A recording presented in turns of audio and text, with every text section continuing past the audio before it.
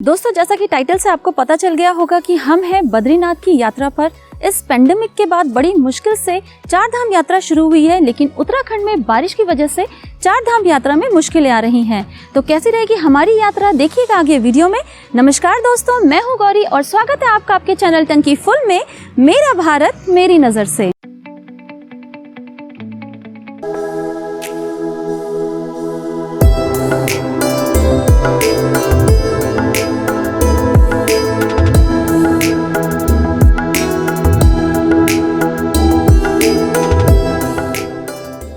बद्रीनाथ भारत के चार धामों में से एक धाम, हिंदू धर्म का एक प्रमुख धाम, जहां हर साल लाखों श्रद्धालु देश विदेश के कोने कोने से पहुंचते हैं।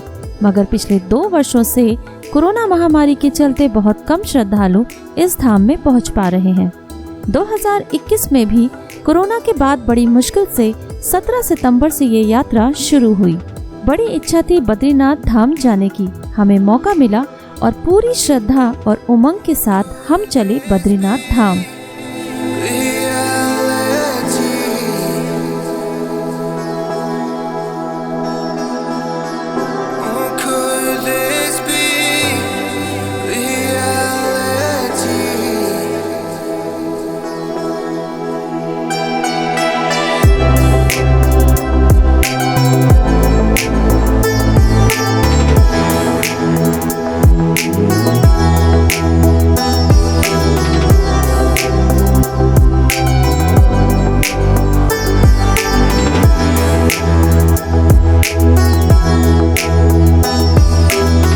लेकिन यात्रा आसान नहीं थी। यात्रा की शुरुआत में ही उत्तराखंड के मौसम ने करवट लेनी शुरू कर दी। हम आधा रास्ता तय कर चुके थे और हम पहुंचे गोचर। हम वहां पहुंचे ही थे कि बारिश शुरू हो गई और सरकार द्वारा बारिश का अगले 48 घंटों का रेड अलर्ट जारी कर दिया गया। यात्रियों को जो जहां है वहीं रुकने को कहा गया और आगे की यात्रा रोक दी गई। 48 घंटों से भी ज्यादा हम गोचर में ही फंसे रहे।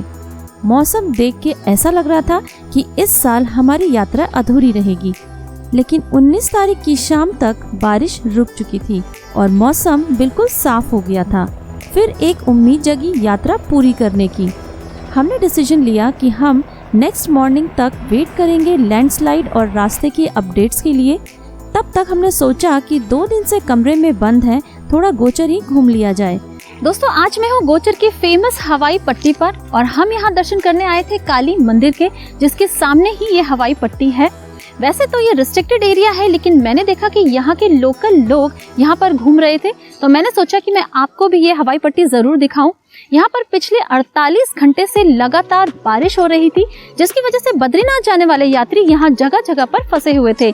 लेकिन अब मौसम बिल्कुल साफ हो चुका है और ऐसा लग रहा है कि जैसे बारिश यहाँ हुई ही नहीं थी। तो उम्मीद करते हैं कि कल हम भी यहीं से अपनी बद्रीनाथ की यात्रा शुरू करेंगे।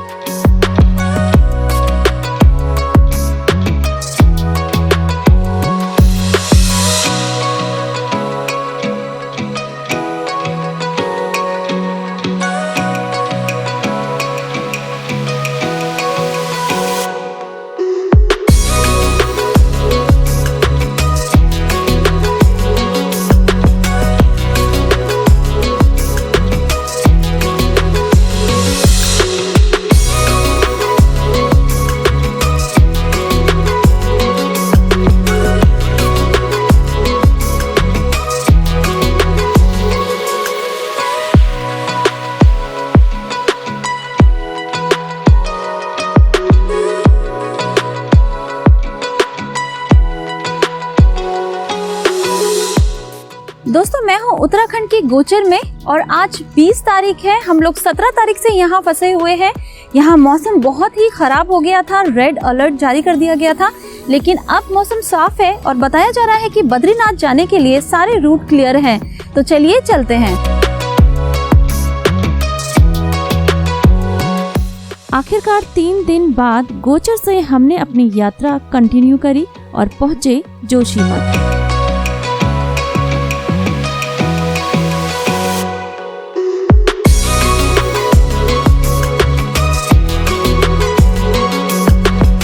मैं पहुंच चुकी हूँ जोशीमठ और बारिश की वजह से जगह जगह लैंडस्लाइड हो रखा था, जिसकी वजह से हमें यहाँ पहुँचने में काफ़ी समय लगा।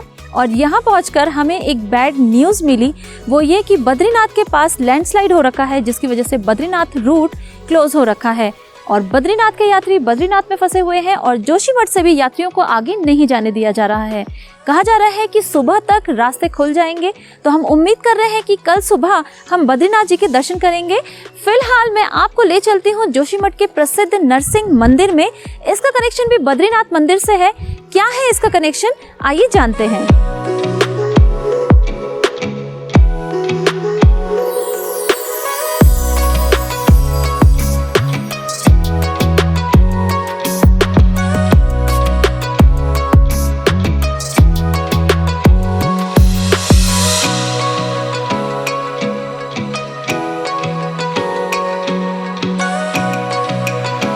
नरसिंह मंदिर उत्तराखंड के चमोली जिले के जोशीमठ में है।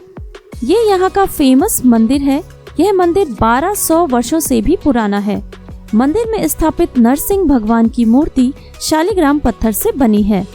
इस मंदिर की विशेषता है यहाँ स्थापित भगवान नरसिंह की मूर्ति।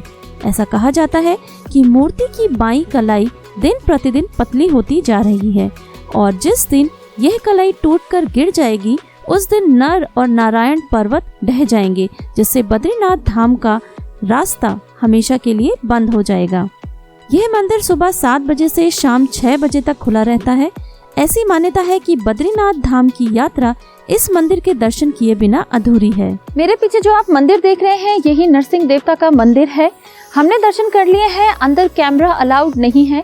जैसा कि आप सब जानते हैं कि नरसिंह विष्णु भगवान के अवतार थे, जिन्होंने अपने भक्त प्रहलाद की रक्षा के लिए नरसिंह का अवतार धारण किया था।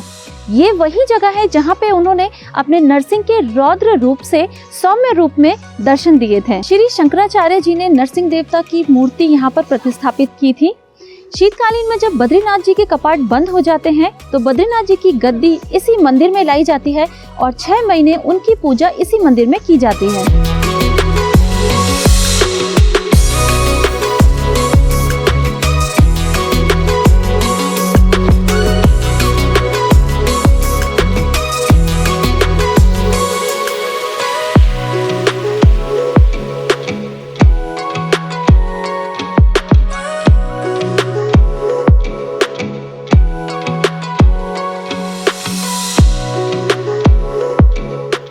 नेक्स्ट मॉर्निंग 10 बजे हमें जानकारी मिली कि बद्रीनाथ रूट खोल दिए गए हैं और फिर तीसरी बार हमने यात्रा कंटिन्यू करी। अब हम चले जोशीमठ से बद्रीनाथ धाम की ओर। बारिश की वजह से जोशीमठ से बद्रीनाथ के रास्ते की हालत बहुत खराब हो चुकी थी। जगह जगह लैंडस्लाइड था और रास्ता भी खतरनाक हो गया था, लेकिन चारों तरफ खूबसूरत नज़ारा था। यात्रियों के फंसे होने की वजह से जाम की स्थिति बनी हुई थी।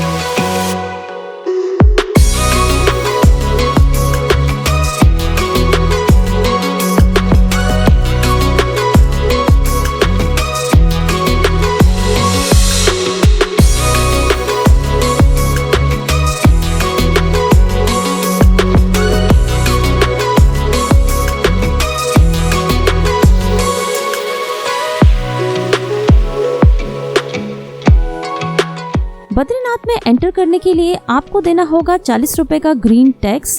मंदिर तक पहुंचने के लिए कोई पैदल यात्रा नहीं करनी होगी। गाड़ी मंदिर के बिल्कुल पास तक पहुंचती है और यहाँ पार्किंग की अच्छी व्यवस्था है।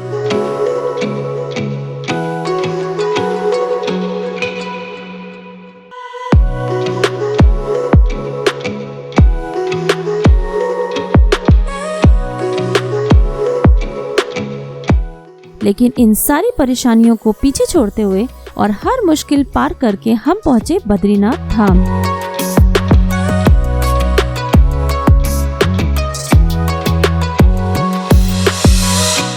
गाड़ी पार्क करने के बाद मंदिर पहुंचने से पहले एक छोटा सा मार्केट है, जिससे होते हुए हम एक पुल तक पहुंचे।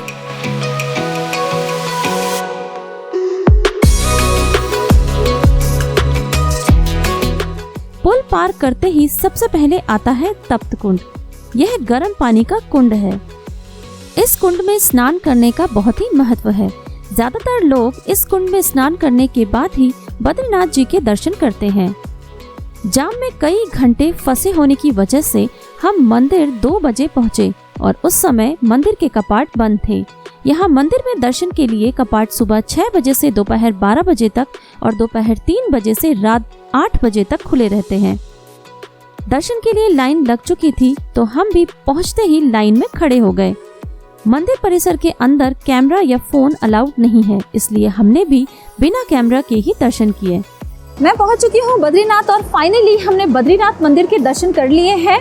बड़ी मुश्किलों के बाद मंदिर के दर्शन करके हम बहुत ज़्यादा खुश हैं। जोशीमठ से बद्रीनाथ का 1.5 घंटे का रास्ता हमने 5 घंटे में तय किया। बारिश की वजह से जगह जगह लैंडस्लाइड हो रखी थी, हमें जाम मिला, जिसकी वजह से हमें यहाँ आने में काफ़ी समय लगा। मैं बद्रीनाथ जी से प्रार्थना करती हूँ कि आप सब भी जल्दी ही दर्शन करने आए। दोस्तों, हम मौसम खराब होने की वजह से इस यात्रा में कई दिन फंसे रहे, इसीलिए हमने फैसला लिया दर्शन करके तुरंत वापस जाने का। लेकिन जाने से पहले हमें भूख लगी थी और हमने वहाँ मिलने वाला फूड ट्राई किया, जो कि ठीक ठाक था। दोस्तों, हमारी इस यात्रा से हमें अनुभव हुआ कि सच्चे मन से ईश्वर को चाहें तो कितनी भी मुश्किलें आए, भगवान के दर्शन करने के लिए आप पहुंच ही जाते हैं। मैं प्रार्थना करती हूँ कि आपकी यात्रा भी सफल हो। उम्मीद करती हूँ कि आपको हमारा ये वीडियो पसंद आया होगा। अगर अभी तक आप वीडियो में बने हुए हैं तो प्लीज़ वीडियो को लाइक कीजिए, शेयर कीजिए, कमेंट कीजिए और हाँ, चैनल को सब्सक्राइब करना ना भूलें। मिलती हूँ मैं आपको अपने नेक्स्ट वीडियो में। तब तक के लिए स्वस्थ रहें, सुरक्षित रहें। Thank you for watching. जय बद्री विशाल।